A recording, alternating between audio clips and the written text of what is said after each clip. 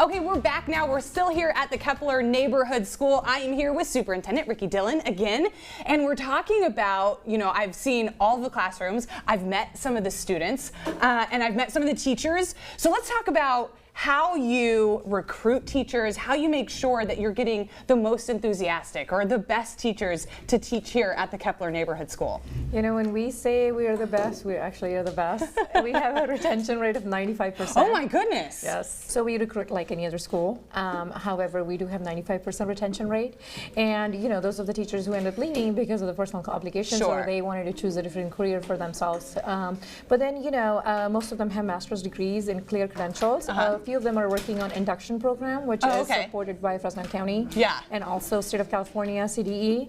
And we provide free induction, so we have great benefits. Oh. We offer competitive salary. We have great benefits. We pay 100% their insurance, health insurance, and 50% for the dependents. Oh wow, that is huge. That is huge. Okay, the benefits sound great. I might be coming to work here. What do you think about the environment of the school keeps teachers here? Because my mom taught for a really long time, and she taught at many different places. And I know that your school environment is something that your superintendent and your principal really work hard to create something that's enjoyable for people.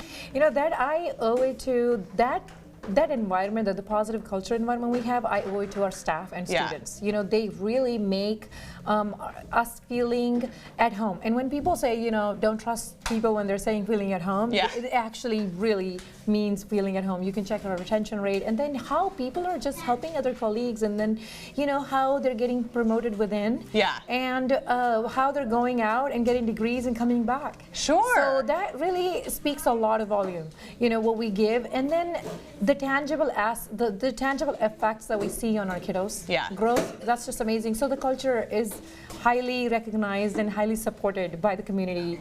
You walked me through the hallways, and I saw the certificates that are on the wall of how well kids are improving on their tests, and having some sort of result, feeling like what you're doing in the classroom, I could really see how that could keep you in the classroom, because it is tough to feel like you go to work and you're just not seeing the impact of your work, but you've got small classroom sizes and you're actually seeing the fruits of your labor. Let's talk about the students. How do kids come here? Who do you serve? What's sort of the demographic of the kid here? So we have almost 90% Hispanic demographics, and then we have all demographics. We again create a sense of environment here where everybody's welcome here. Any walks of life. So we have a mixed group of demographic kids, and that's what we wanted to provide. We wanted to provide equality, and we wanted to provide diversity in a classroom where kids can learn what it is to be on the other side of the table. And there's no zip code requirement, right? No, absolutely not. So you could be from Yosemite and come and work, and still go to school here. I don't know who's making that drive every day, but you had mentioned that a lot of kids who come here, their parents work downtown.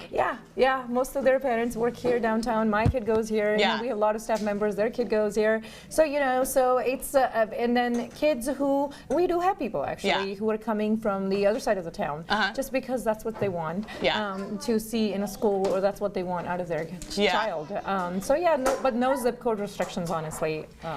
And then in terms of your board and your stakeholders and the people who sort of make all of this happen, how do they factor in? How do you make decisions using them and get the school going in the right direction? So we have, when you mentioned about the cultural positive environment at school, it's just not me or anybody else. It's the team. Right. It's the people who work here.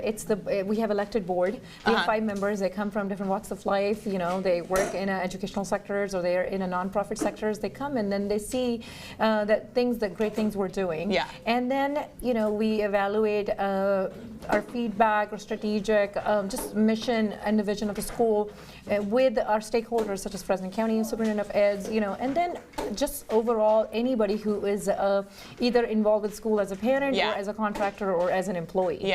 And that's how we make the decisions. They are collective decisions. They carry a lot of heavy weight, and then they also carry good positive results. And if we're not perfect, we go back and change them. And it's such a small sort of collaborative environment that it feels like it doesn't feel daunting to think about how are we going to get everybody's input, how are we going to make people feel like they're heard. So it is an impressive school here, and I love all of the classroom decorations, especially this one. We're going to wrap things up right after this break. We're going to take it outside, and we'll talk more about the Kepler Neighborhood School. Thank you so much. Thank you, Emily. Up next, how all of this is possible and how the school maintains its charter. We finish up our tour of the Kepler Neighborhood School after the break.